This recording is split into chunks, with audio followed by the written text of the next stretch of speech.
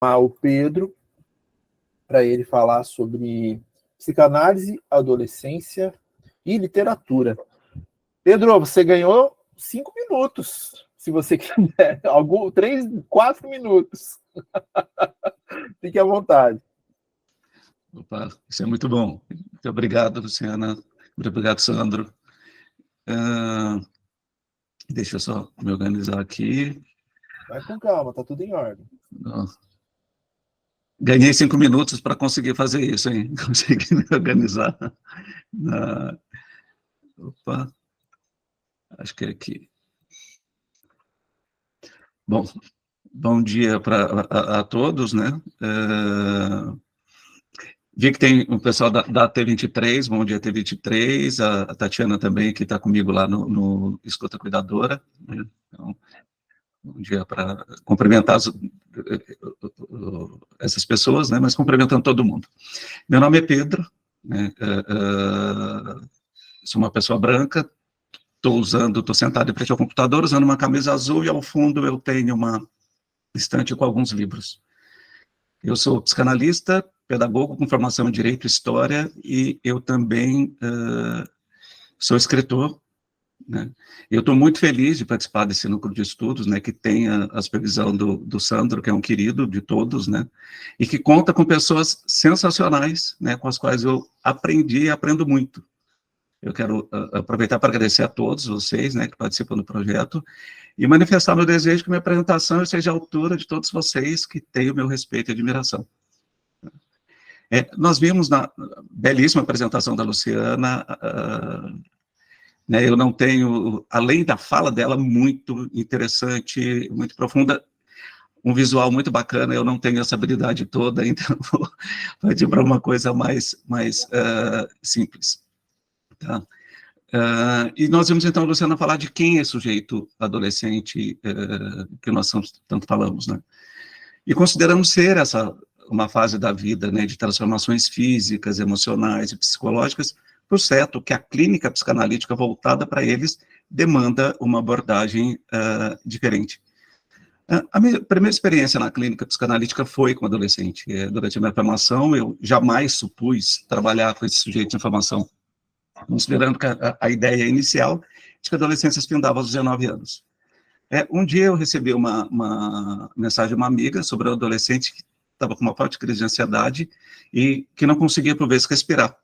E a mãe buscava o atendimento de forma urgente, tinha que ser naquele dia. Minhas pernas bambearam, o coração disparou, senti muito medo, né? Mas eu não me furtaria a atender esse adolescente, fosse apenas para ouvi-lo naquele dia, né? E acolhê-lo, né?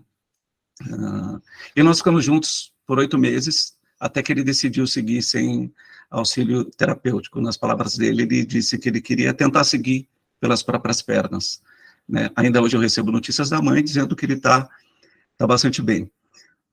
Tempos depois, chegou, por meio do projeto social que eu faço parte, o Escuta Cuidadora, uma adolescente com ideação suicida, né?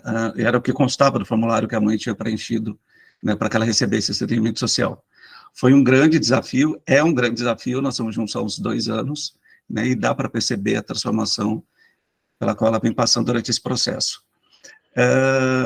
Como a terceira adolescente, as coisas fluíram de um modo diferente, né? Tinha muita resistência da parte dela, ela vinha de uma outra clínica, né, que era diferente, com uma abordagem diferente, e ela veio a contragosto. Os pais não queriam que ela permanecesse, por algum motivo, com a terapeuta que ela estava, mas comigo a gente conseguiu fazer 5 sessões, e ela disse que ela gostaria de retornar para a terapia anterior, né, e voltou. Voltou, na verdade, eu não sei se ela realmente voltou, se ela simplesmente, nós encerramos os atendimentos assim. Essas experiências que eu tive com esses adolescentes e outros, né, que atendo, associadas às experiências que eu tenho com conversas com adolescentes em algumas escolas, em um projeto literário que eu desenvolvo, eu percebi as dificuldades que adolescentes têm em verbalizar seus sentimentos e pensamentos, né? Seja porque, como a Luciana trouxe, o desenvolvimento cerebral ainda está em curso, seja em razão das normas e padrões sociais e das expectativas criadas em torno deles, né, e que influenciam na decisão de querer compartilhar ou não o que eles sentem e veem, seja em função da intensidade das emoções, por vezes difíceis de serem verbalizadas, e seja ainda pelo medo do julgamento, da repressão que eles podem sofrer ao expor as suas ideias. Isso me levou a pensar em algumas formas de acessar esse sujeito adolescente sem que ele se sentisse acuado, observado, julgado, né? E durante a minha formação em psicopedagogia, eu e outras 2 pessoas passamos a visitar uma escola pública e nós tínhamos contato com várias crianças, né? Os professores encaminhavam esses alunos com alguns apontamentos, né? Sempre ligados à dificuldade de aprendizagem. Nós, então, ouvíamos esses alunos, aplicávamos alguns testes, conversávamos com os professores, coordenadores e pais, e, por fim, nós dizíamos o que poderia ser feito em cada caso.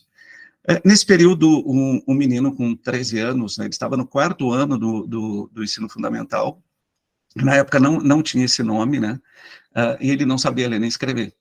Era o governo do estado de São Paulo tinha implementado alguma questão de que a criança só seria retida nas séries finais de cada bloco, então ela só seria retida no 4º, 8º ano e 3º colegial, era como a gente chamava à época. Ele estava no 4º ano e não sabia ler nem escrever. Tá?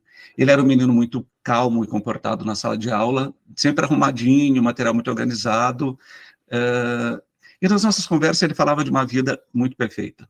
Tudo na casa dele era bastante organizado, os pais, o pai e a madrasta, na verdade, né, a mãe tinha deixado a casa quando ele tinha 5 anos de idade, eram sempre muito atenciosos, ele tinha uma boa convivência com todos. Né? Pedro, desculpa, eu estou vendo só o teu slide com o teu rosto, era esse slide mesmo, você está para todo mundo assim.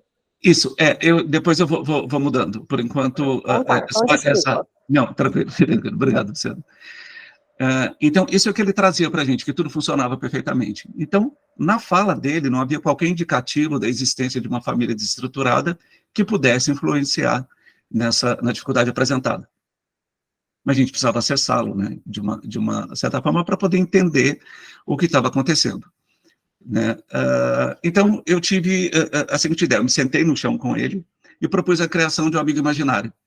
E eu criei um amigo imaginário para mim.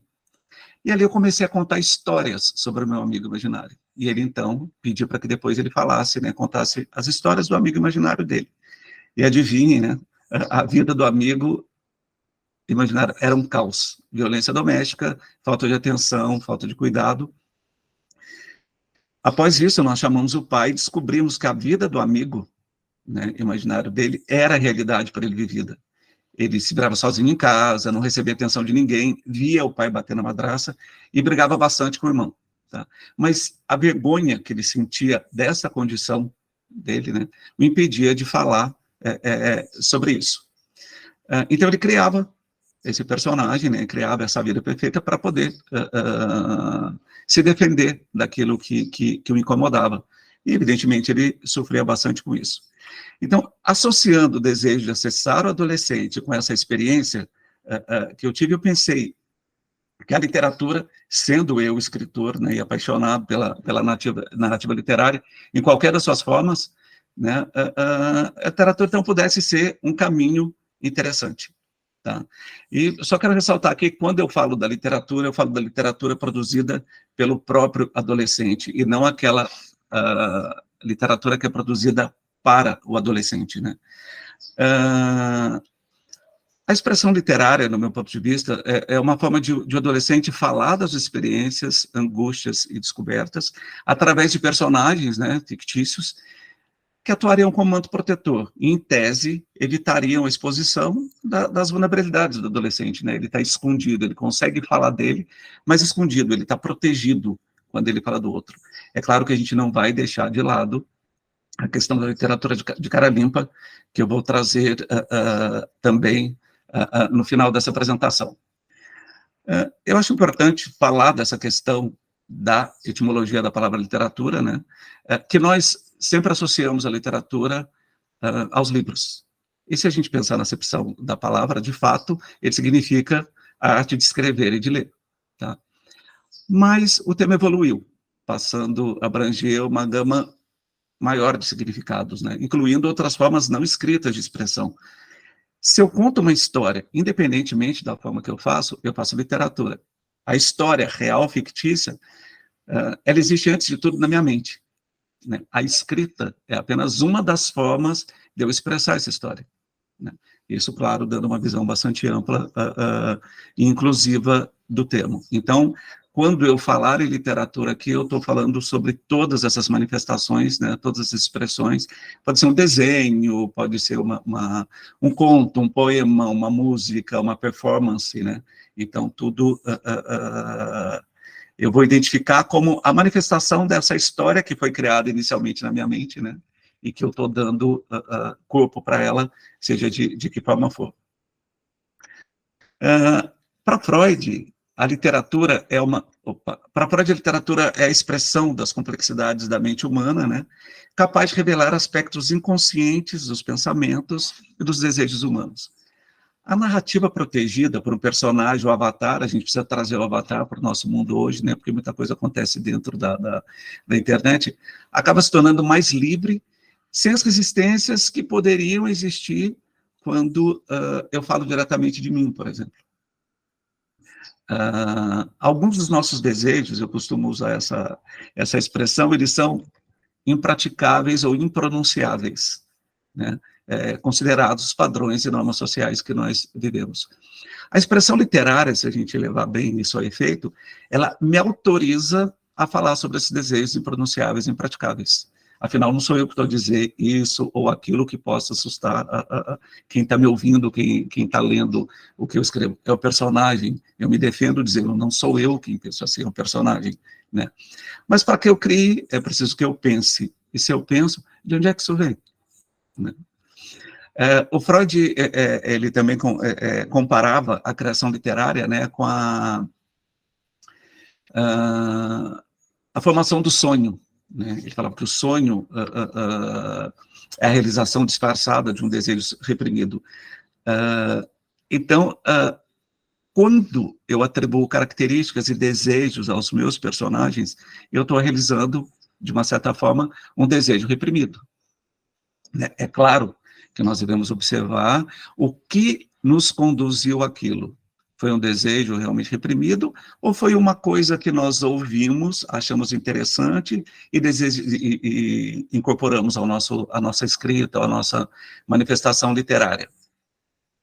Mas, se algo me chamou também, devemos levar em consideração que se algo me chamou atenção na história narrada por outro, algum indicativo pode existir de que aquilo tem a ver comigo e com algum desejo reprimido.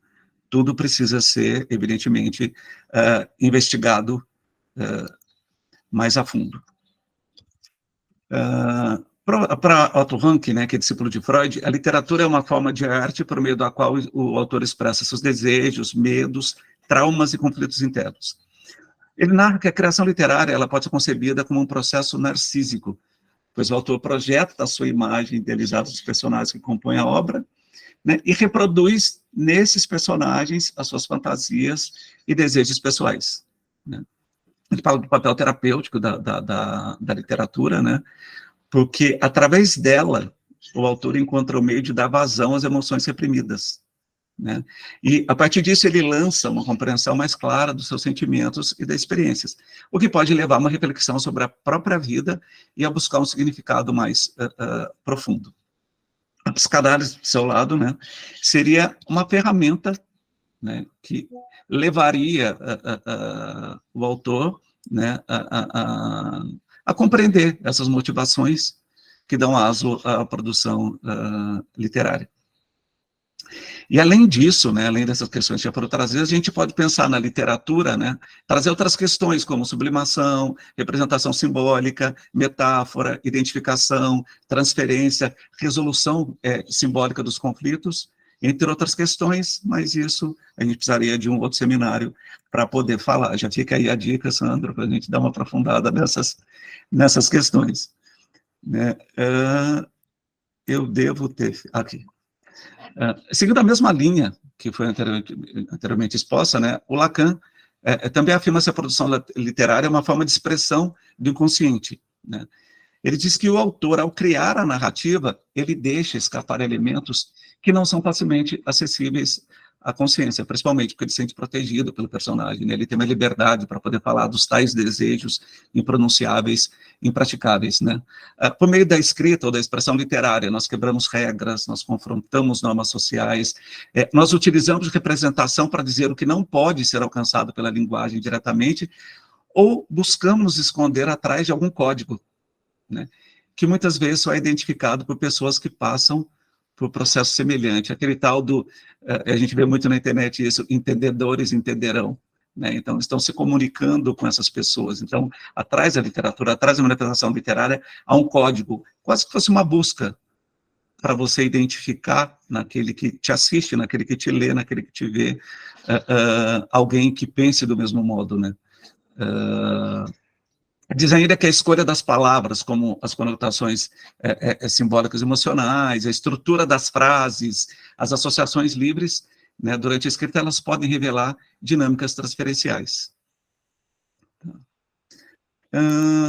Na prática clínica, né, eu sempre defendo que, sob qualquer condição, a necessidade de a gente conhecer a historicidade do analisando, né? Nós temos uma grande variedade cultural, né, como a Luciana já trouxe também, inclusive a questão financeira também, que influencia, por certo, as nossas ações, inclusive molda os nossos desejos, né, considerando, inclusive, que o nosso desejo é o desejo do outro, né. A produção literária, como dizia o Otto Rank, né, ela atua como meio terapêutico, pois ela propicia uma saída para emoções intensas, né, o que leva, como eu já disse, uma reflexão sobre a própria vida, né? Mas nisso, a gente é importante reconhecer desse meio terapêutico que nem todos, por isso que eu falo da expressão literária, né, com essa questão mais ampla, porque os adolescentes, eles se manifestam de maneiras muito diferentes, nem todo mundo vai ter uma habilidade com escrita, nem todo mundo vai ter uma habilidade com desenho, cada um vai achar o seu meio de se expressar, tá? Por isso que eu defendo essa questão da expressão literária de uma forma mais ampla. A expressão literária, né, ela reflete as percepções sociais, a gente vê muito no funk, no rap, né, toda vez que a gente vê um cantor de funk ou de rap falando, né, principalmente quando você fala do funk, da questão do proibidão, eles dizem, mas é isso que eu vivo, e é isso que eu vou cantar, e é isso que eu preciso passar, porque eu estou contando a minha realidade, eu estou falando da minha realidade. Claro que há outros elementos em torno disso, mas eles dizem constantemente, trazem constantemente isso para o debate. Eu estou cantando, eu estou falando da minha realidade. Né? E essa expressão literária também, ela proporciona uma alfabetização emocional, né? Ela me ajuda a lidar melhor com aquilo que eu vou encontrando pelo caminho. Quando eu trago uma escrita, quando eu trago quando eu conto uma história, quando eu me expresso, né, normalmente os personagens, eles trazem um conflito. E a minha história, dentro da minha história, esses personagens, eu vou dar uma resolução simbólica para os conflitos que meus personagens vivem.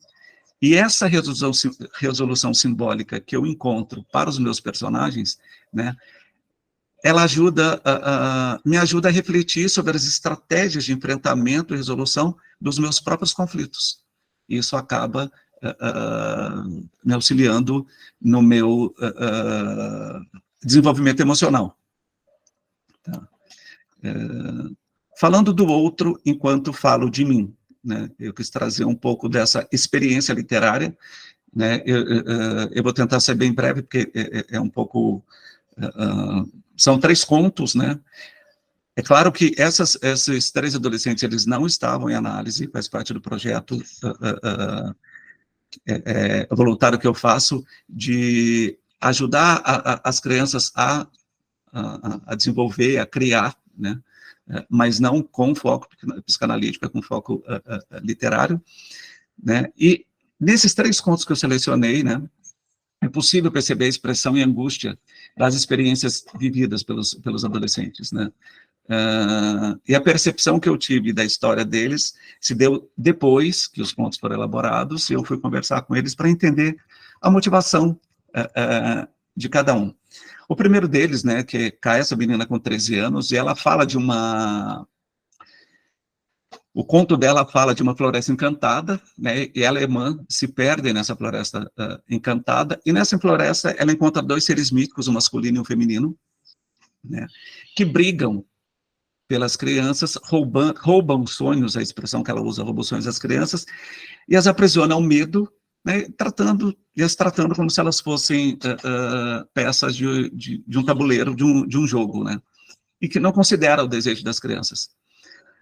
A narrativa dela, né, traz uma certa angústia, e ela só muda quando ela e a irmã resolvem questionar esses tais seres, né. Ela não apresenta esses seres como seres ruins, né, são seres bons, mas egoístas, dentro do que ela diz, porque cada um quer trazer esses adolescentes que são capturados, né, são atraídos para essa floresta encantada, né, elas querem entender por que eles brigam, não sendo pessoas más, por que eles brigam para ter a exclusividade sobre esse adolescente. Elas têm medo, né, de que possam sofrer uma punição ao questionar, né, medo de serem transformadas, porque cada um desses seres míticos no conto dela transformavam as crianças em flores ou em árvores. O ser feminino transformava as crianças em flores, e o ser masculino transformava as crianças em árvores.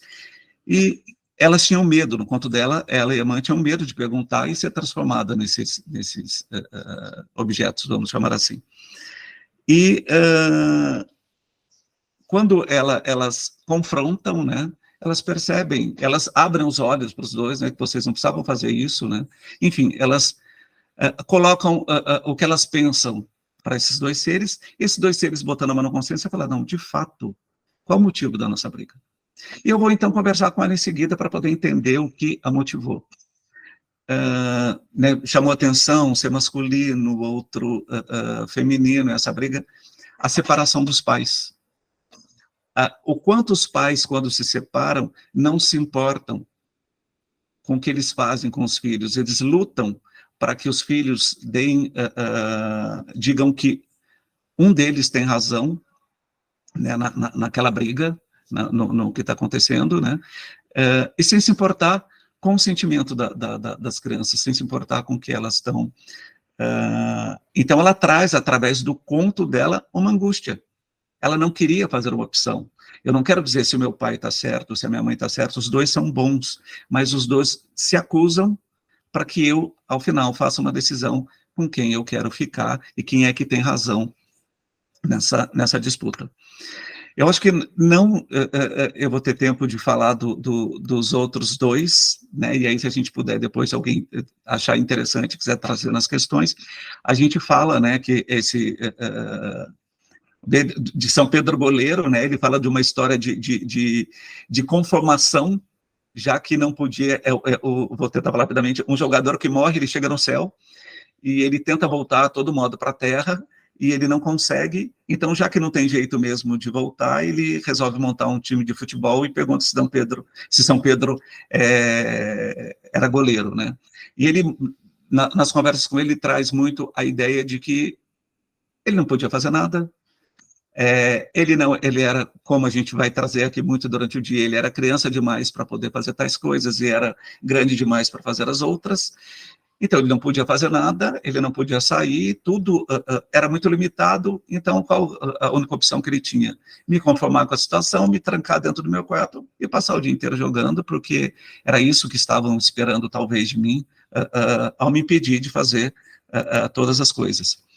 E por fim, né, o terceiro conto, que é de uma menina que vivenciou, né, ela passa por um processo de bullying, né, e na escola que ela estuda, houve uma tentativa de ataque, né, mas o menino que faria o ataque, ele acabou publicando na internet, conseguiram verificar a tempo que o ataque aconteceria, que na internet ele disse que estava indo, então não conseguiu ser impedido de praticar esse ataque, e ela fala das dores que ele deve sentir por ser uma pessoa excluída, porque ele era uma pessoa, ao mesmo tempo que ela está falando das próprias dores, porque ela também se sente tão excluída quanto, né? E nesse conto dela, o menino que ele pratica o ataque e, por fim, tira a própria vida, né? Então, há ela traz nessa narrativa, falando do outro, de um fato real, de algo que aconteceu, mas um pouco da angústia dela. Tá? Eu quero também falar da literatura, eu chamo de cara limpa. Tá? Então, eu quero trazer 2 exemplos. Esse primeiro, Renascer e Florescer, é um dos livros que eu vou sortear depois, o Sandro vai depois sortear para vocês.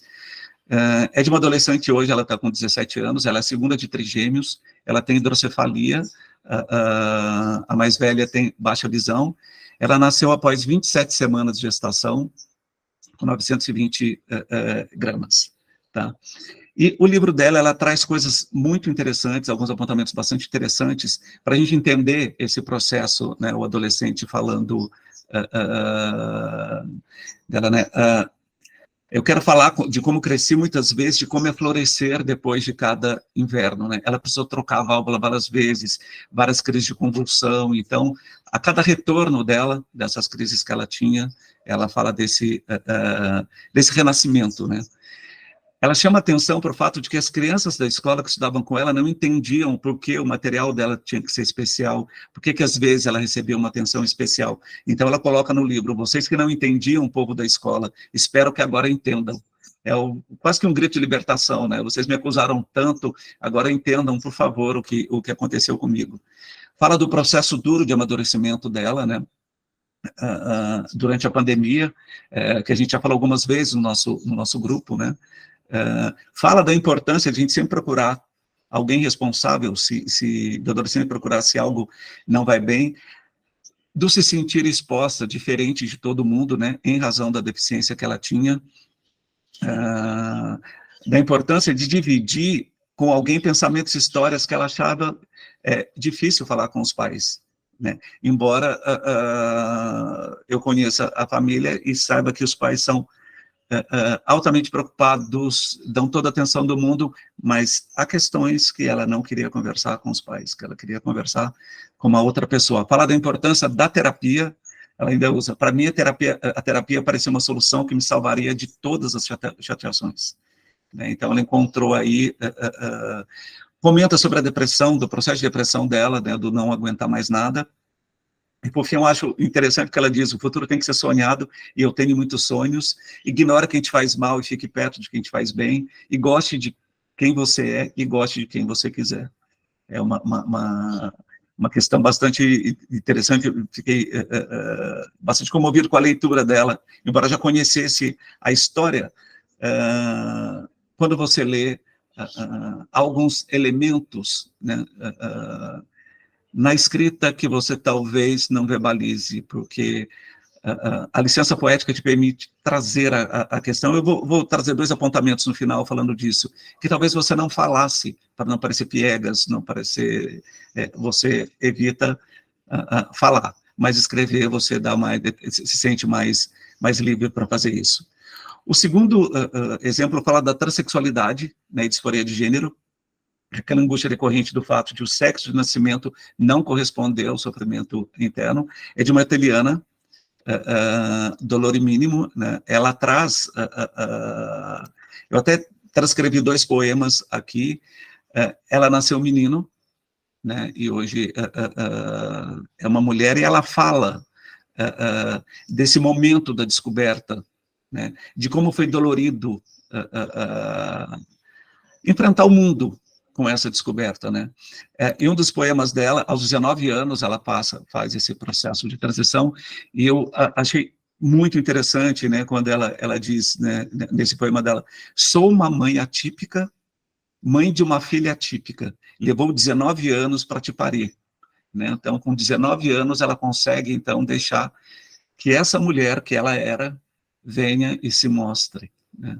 E ela traz, nos poemas dela, tanto sentimento, tanta beleza, tanta coisa, que talvez ela não conseguiria falar. A palavra escrita, né, que a gente pode perceber, em ambos os casos, ela se apresenta mais reveladora. Né? Como eu disse, a oralidade ela pode ser um empecilho para manifestações com tal tipo de carga emocional, por exemplo, como florescer depois de cada inverno. Você ouvir alguém falar desse jeito, você pode, né, a gente dá um passo para trás, assim. É estranho ouvir alguém falando desse modo. Ou, né, da Giovanna falando, teu choro, ainda ouço por dentro, é a voz milagrosa dos mortos que sobe e muda a terra. Então, é muito interessante a gente poder ler essa carga emocional nisso, né? 5 minutos, Pedro. Obrigado, Sandro. Uma outra forma de expressão literária, né, é a música. Eu quis trazer essa questão da música aqui, tá, porque ela parece representar muito do que nós vemos no nosso desenvolvimento, né, inclusive adolescente, e traz uma resolução simbólica para as nossas questões. Tá? Então, eu vou ler rapidinho, porque eu acho extremamente interessante e parece falar muito do que a gente fala, né? A morte me seguiu todo esse tempo, cochichando ao pé do ouvido, no irritante ruído, estridente e barulhento que dizia, não saia da sua rotina, não entre por essa via, não fuja desse enredo, isso é coisa de menina. Nada de coreografia, engula o choro ou chora em segredo. Num domingo, logo cedo, disse uma grande mentira, veio apontando o dedo e gritou em tom de ira, nunca seja você mesmo. E nesse trágico dia, reprimiu minha alegria, e eu, ainda estando em vida, morri de medo. Já morto, deixei de lado minha alegria reluzente. Entrava mudo, saía calado, engolia o choro e mostrava os dentes. E num dia, de repente, ao me encarar no espelho, depois do choro escondido e com os olhos vermelhos, mergulhei na minha retina e descobri o mistério, que por trás dessa neblina de barulho da minha mente, há um silêncio profundo, maior do que todo mundo, onde a morte é ausente. Sua voz já não ouvia e num pulso de alegria ressuscitei bem mais sorridente, sabendo que morrer em vida é a pior morte morrida e dessa já não morro novamente. E fala muito desse nosso processo de autoconhecimento, né, de a gente descobrir, né, que a gente pode não morrer todos os dias, né, que a gente pode... a banda mais bonita da cidade introduziu esse trecho numa música do Belchior, que é Sujeito de Sorte, né, que ele diz, ano passado eu morri, mas esse ano eu não morro. Estou indo para o fim. Eu espero ter conseguido, com essa simples, breve apresentação, chamar a atenção para a importância de uma clínica adolescente, por fim, deixar alguns elementos que eu considero importantes para que ela se estabeleça. Ambiente acolhedor, incentiva a expressão em diversas modalidades, foco nas questões específicas da adolescência, como identidade, autonomia, sexualidade, escolha, compreensão da diversidade cultural e da singularidade e, acima de tudo, respeito. E deixar uma questão, né, uma pergunta para nós, assim, que eu me faço, sempre já trouxe até para o nosso grupo algumas vezes, quem são esses sujeitos que nós fomos um dia? Espero não ter estourado o tempo, muito obrigado pela atenção de todos. Incrível, Pedro. Obrigado por compartilhar tanto, porque a gente fala da psicanálise, né, e como os mitos são importantes, como Freud usou toda aquela construção, e eu acho que a gente pode tirar um pequeno elemento daí, dessa grandiosidade de conteúdo que foi trazido, que é a amplitude da nossa escuta, né? Quantos de nós atendemos adolescentes e o adolescente ele não consegue verbalizar no set analítico, mas eles vêm com um poema, eles vêm com uma música que os representa, um desenho, o que seja, é a maneira que eles vão encontrar de poder dizer alguma coisa, né? Então, a construção disso, essa elaboração dentro de uma literatura, dentro da importância da literatura, para que a gente possa, como psicanalistas, mães, filhos, cidadãos de uma maneira geral, entender que aquele silêncio não necessariamente é um silêncio, talvez seja uma forma de não linguagem, uma maneira que ele não tem de começar a elaborar algo verbalmente, mas que ele pode trazer de algumas outras maneiras, né? Fantástico. Uhum.